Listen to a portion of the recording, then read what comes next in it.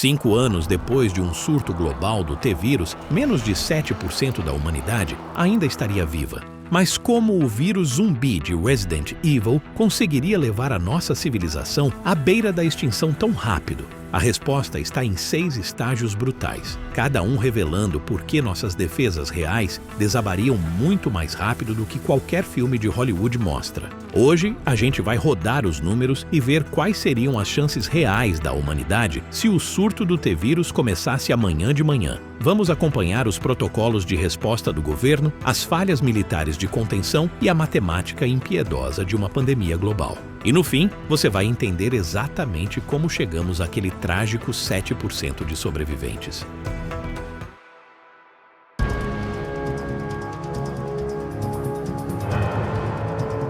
Nas primeiras 6 horas, os primeiros pacientes começariam a aparecer nos hospitais com sintomas familiares para qualquer médico. Febre alta, comportamento agressivo, confusão mental, sangramento pelos olhos e pela boca. De cara, os profissionais de saúde achariam que estão diante de uma febre hemorrágica, algo como ébola ou vírus Marburg. O protocolo seria o de sempre: isolamento, rastreamento de contatos, alerta ao CDC e uso de equipamentos de proteção. Mas o problema é que o T-vírus não joga pelas mesmas regras que as doenças naturais. Enquanto o ebola leva dias ou até semanas para se desenvolver, o T-vírus causaria colapso celular completo e reanimação em questão de horas. Os protocolos do CDC foram criados para vírus previsíveis, com período de incubação entre 2 e 21 dias. O T-vírus incuba em 2 a 6 horas, e aqui é onde o mundo começa a desmoronar. A quarentena tradicional fracassa completamente, porque ela foi feita para isolar os vivos, não os mortos que levantam da maca. Quando os pacientes sofrem parada cardíaca e depois se levantam de novo, todos os protocolos médicos se tornam inúteis. Os primeiros a morrer não seriam os pacientes, seriam os médicos e enfermeiros, atacados dentro das salas de emergência. O vírus se espalha pelo contato direto com fluidos corporais, mas ao contrário da raiva, que exige uma mordida profunda, o T-vírus se transmite instantaneamente por qualquer ferida aberta. Nesse momento, o governo cometeria o primeiro grande erro: tratar a situação como um ataque biológico. Iriam mandar equipes de hazmat, cercar hospitais e montar perímetros de segurança. Mas nada disso adianta quando o inimigo não morre. Nessas primeiras 6 horas, o surto ainda estaria limitado a 3 ou 4 hospitais. Se fosse contido imediatamente, a humanidade ainda teria 85% de chance de sobrevivência. Mas cada hora de diagnóstico errado multiplica o caos exponencialmente. E a partir daqui, o colapso é questão de tempo.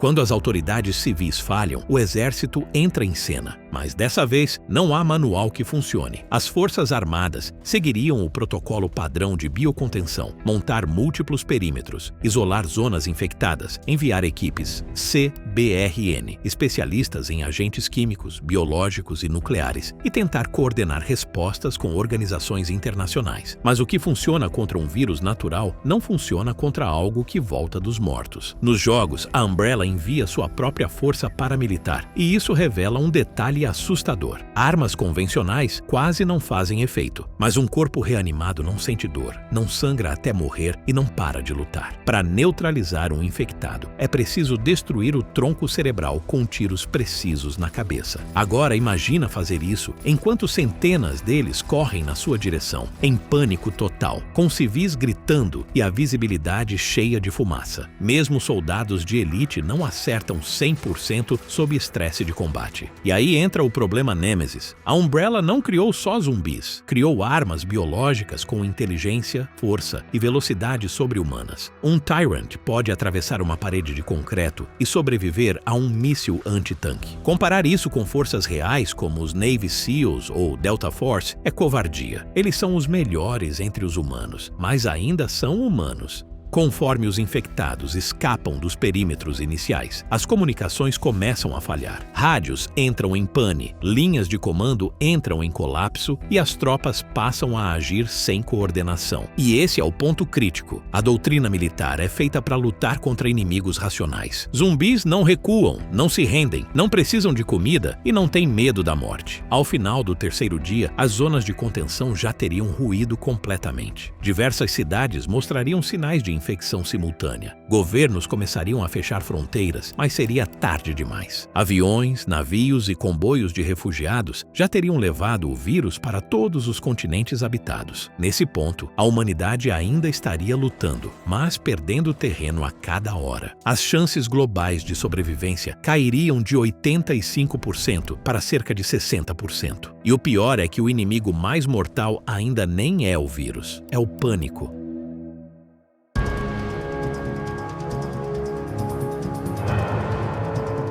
Se o T-vírus destrói corpos, a internet destrói a ordem. Nos anos 90, Raccoon City foi isolada facilmente porque o governo controlava as informações. Hoje basta um celular. Em minutos, vídeos de pessoas sendo atacadas, mordidas ou levantando do chão explodiriam nas redes sociais. Lives, tweets e vídeos no TikTok mostrariam o fim do mundo em tempo real. E a histeria se espalharia mais rápido que o próprio vírus. Jornais e canais de TV, desesperados por audiência, correriam atrás de imagens exclusivas. Repórteres ao vivo em zonas de quarentena, helicópteros sobrevoando cidades em chamas, manchetes como "Nova doença se espalha, governo nega zumbis". Enquanto isso, a desinformação se tornaria uma pandemia à parte. Metade das pessoas acharia que é uma farsa, outra metade acreditaria em teorias da conspiração e o resto entraria em pânico total. E o pânico é o combustível perfeito para o colapso. Governos começariam a discutir o impensável: usar armas nucleares para eliminar zonas inteiras de infecção. O protocolo Raccoon City, uma bomba atômica tática para esterilizar a área, seria considerado. Mas nenhuma democracia moderna conseguiria aprovar algo assim antes de ser tarde demais. O debate político custaria dias preciosos, e nesse tempo, o vírus já teria atravessado fronteiras. Os planos de evacuação, pensados para furacões e terremotos, falhariam miseravelmente. Abrigos lotados virariam armadilhas mortais quando pessoas infectadas escondessem os sintomas para conseguir entrar. E ônibus, aviões e trens deixariam de ser fuga, para se tornarem vetores de transmissão em massa. Empresas farmacêuticas começariam corridas desesperadas para criar vacinas. Mas ao contrário da Umbrella, nenhuma delas teria a tecnologia ou o conhecimento para lidar com um vírus que reanima células mortas. Mesmo com colaboração global, um tratamento levaria meses ou anos e ninguém teria esse tempo. No meio do caos, governos começariam a ruir. Políticos fugiriam de suas capitais. Exércitos abandonariam postos e a cadeia de comando global entraria em colapso total. Países começariam a agir isoladamente, ignorando alianças, selos da ONU ou tratados de defesa. E enquanto o vírus devora cidades inteiras, a sociedade se devora por dentro. No final da segunda semana, o mapa do mundo já seria irreconhecível. Metades das comunicações offline, fronteiras fechadas, aeroportos bloqueados, economias em colapso. A humanidade cairia de 60% para 35% de chance de sobrevivência. A essa altura, não estamos mais lutando contra um vírus. Estamos lutando contra o fim da civilização.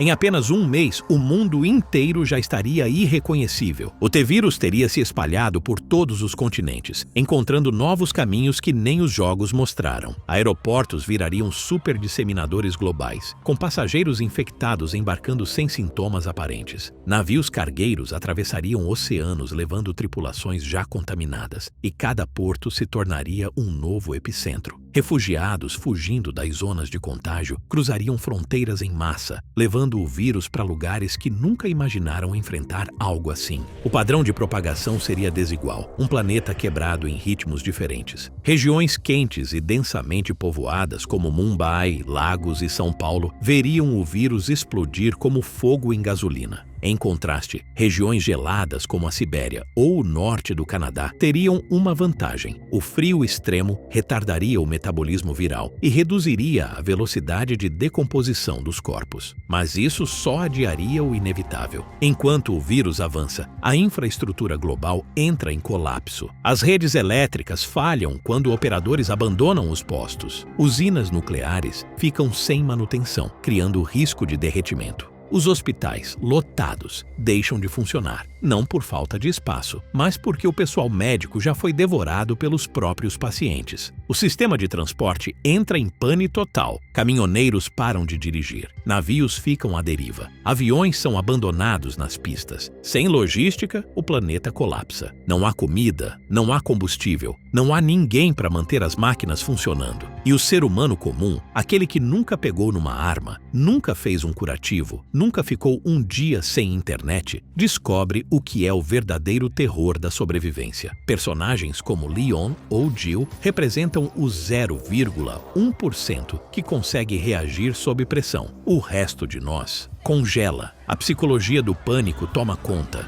As pessoas fazem escolhas irracionais, se trancam, brigam por recursos ou simplesmente desistem. Em alguns lugares ainda existe esperança momentânea. Governos autoritários conseguem impor quarentenas com força bruta e, por um tempo, funcionam. Mas democracias desmoronam sob o peso do debate, da dúvida e do medo. Ilhas isoladas, como Nova Zelândia ou Madagascar, até poderiam se proteger melhor, mas elas dependem de importações. E o mundo lá fora já não produz mais nada. A pior parte vem da negação. Mesmo com vídeos, provas e cadáveres nas ruas, milhões ainda recusariam acreditar. Iriam trabalhar, mandariam os filhos para a escola, fingindo normalidade, e assim espalhariam o vírus sem saber. Ao fim do terceiro mês, todas as grandes metrópoles teriam caído. Nova York, Londres, Tóquio, São Paulo, Paris, todas reduzidas a ruínas. Os oceanos estariam cheios de navios à deriva, as estradas tomadas por carros abandonados e o céu livre de aviões pela primeira vez em um século. As chances de sobrevivência da espécie humana despencariam para 15%. E o planeta, agora silencioso e em chamas, entraria na era do T-vírus.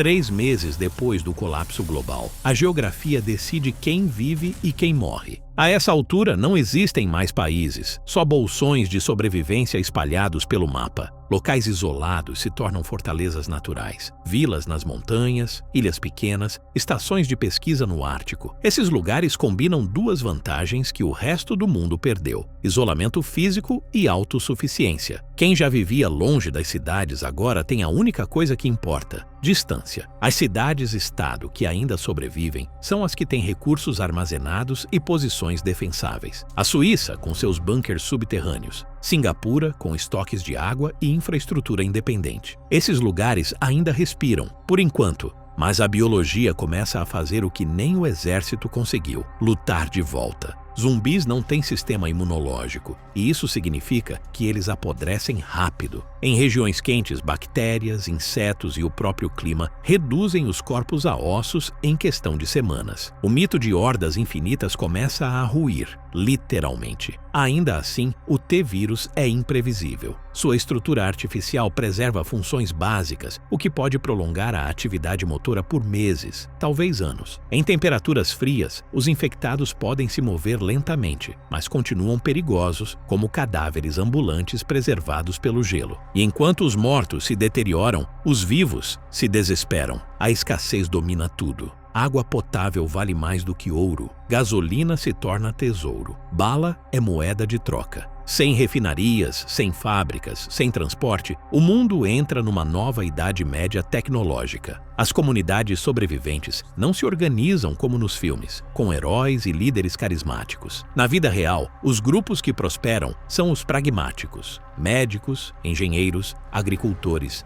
mecânicos. A sobrevivência não é épica, é metódica. Enquanto isso, a biologia continua trabalhando em silêncio. Com bilhões de corpos infectados, o vírus começa a evoluir. Novas variantes surgem, mais resistentes ao clima, talvez mais inteligentes, talvez mais contagiosas. Cada mutação pode reiniciar o pesadelo em áreas que já tinham sido limpas. Governos que resistiram até aqui começam a ruir. O vírus muda, o inimigo muda e a humanidade, mais uma vez, não consegue acompanhar. Ao final do primeiro ano, o que restava de resistência organizada já teria se desfeito. O planeta é agora um mosaico de ruínas, abrigos e medo. As chances de sobrevivência caem mais uma vez, de 15% para 8%. E pela primeira vez, o planeta parece ter seguido em frente, sem a gente.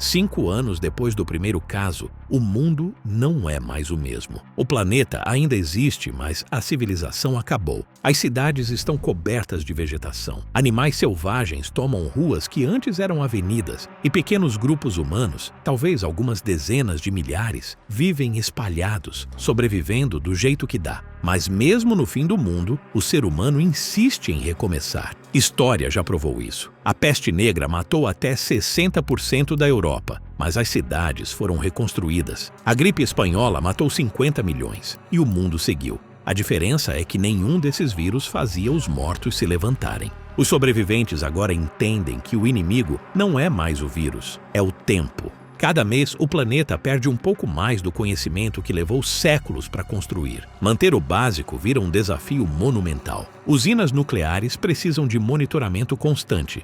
Tratamentos de água exigem produtos químicos que já não existem. E sem comunicação global, cada grupo de sobreviventes vira uma civilização isolada. A prioridade muda. Não é mais vencer, é preservar o que resta da humanidade. Alguns grupos criam bibliotecas improvisadas com livros técnicos. Outros ensinam crianças a ler e a manter as máquinas simples funcionando. São sementes de uma nova era, menos tecnológica, mas ainda humana. Só que a carga psicológica é devastadora. Ninguém sobrevive inteiro. Transtorno de estresse pós-traumático, culpa, paranoia, tudo se espalha como uma segunda praga. Pessoas acordam à noite com pesadelos, revendo os ataques, as mortes, os gritos. Crianças que nasceram depois do surto nunca conheceram o mundo antigo. Para elas, monstros e ruínas são o normal. A humanidade se divide entre os que lembram o passado e os que nasceram nele. E mesmo entre os sobreviventes, a ética começa a ruir. Quando cada decisão significa viver ou morrer,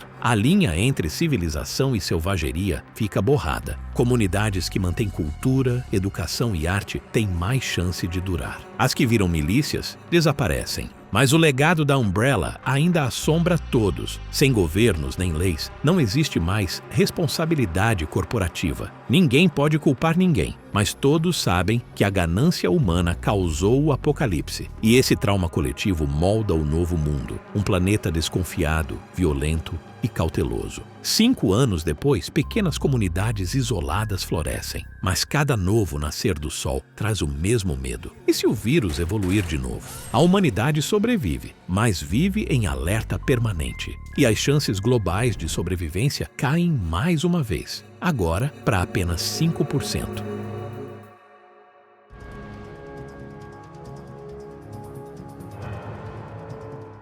5 anos se passaram desde o início do surto. As grandes potências são lembranças distantes. O mundo moderno virou um cemitério silencioso de concreto, aço e ossos. Mas, e o futuro? Será que a humanidade consegue realmente sobreviver a longo prazo? Os números são brutais. Mesmo nas projeções mais otimistas, a população global cairia entre 93% e 97%. De 8 bilhões de pessoas, sobrariam no máximo meio bilhão, espalhados em pequenos pontos no mapa. A Terra voltaria a ter a mesma densidade populacional da Idade Média. A única esperança está em lugares que o vírus nunca conseguiu alcançar. Estações de pesquisa na Antártida, pequenas ilhas do Pacífico, tribos isoladas na Amazônia. Essas populações, embora minúsculas, carregam algo inestimável: diversidade genética e memória cultural. São elas que poderiam reconstruir a humanidade, se o planeta ainda permitir. A biologia, curiosamente, oferece uma fresta de luz. Corpos reanimados não têm sistema imunológico nem regeneração celular. Isso significa que, com o tempo, o próprio planeta eliminaria os zumbis naturalmente. Em regiões tropicais, eles se decomporiam totalmente em 6 a 18 meses. Nos polos, poderiam durar um pouco mais, congelados, mas ainda assim pereceriam. A natureza, no fim, vence até o T-vírus, mas a vitória vem com um preço. Enquanto os mortos apodrecem, o ambiente continua envenenado. A decomposição em massa contamina lençóis freáticos, destrói ecossistemas inteiros e acelera mudanças climáticas que já estavam em curso. Mesmo sem zumbis, o planeta continua hostil à vida humana. Historicamente, a humanidade já sobreviveu a gargalos populacionais antes. O mais famoso foi há 74 mil anos, quando a erupção do supervulcão Toba quase extinguiu nossa espécie, reduzindo a população mundial a cerca de 10 mil pessoas. A humanidade se recuperou, mas levou milênios. Com o T-vírus, o cenário é parecido, mas ainda mais cruel. Desta vez, o inimigo foi criado por nós mesmos. Com a infraestrutura destruída e o conhecimento técnico se perdendo, a reconstrução levaria séculos. As primeiras gerações, pós-surto, viveriam como nômades, caçadores e coletores. As seguintes talvez redescobrissem a agricultura, metalurgia, escrita. Mas sem energia, comunicação e ciência moderna, o salto tecnológico seria impossível por muito tempo. E mesmo se o vírus desaparecesse, as mutações permaneceriam. Algumas poderiam criar novas ameaças, cepas dormentes, variantes mais inteligentes ou até híbridos adaptados ao ambiente. O pesadelo da Umbrella nunca terminaria por completo. No final, as chances reais de sobrevivência da espécie humana caem para apenas 3%. E mesmo essa pequena porcentagem dependeria de fatores ambientais, sorte e isolamento extremo. A matemática é impiedosa, mas clara. Um surto global do T-vírus colocaria a humanidade à beira da extinção. A civilização cairia em semanas, os governos em dias, e o planeta seria tomado pelo silêncio em meses. Não haveria heróis de videogame, nem planos secretos de salvação. A sobrevivência dependeria mais de geografia e acaso do que de coragem ou tecnologia. E talvez, no fim, o maior inimigo da humanidade não fosse o vírus, mas a própria humanidade. Agora me diz, se o T-vírus começasse amanhã, qual seria o seu plano de sobrevivência? Deixa nos comentários e não esquece de deixar o like e se inscrever para não perder os próximos vídeos, onde a gente explica a ciência por trás dos desastres mais insanos da ficção.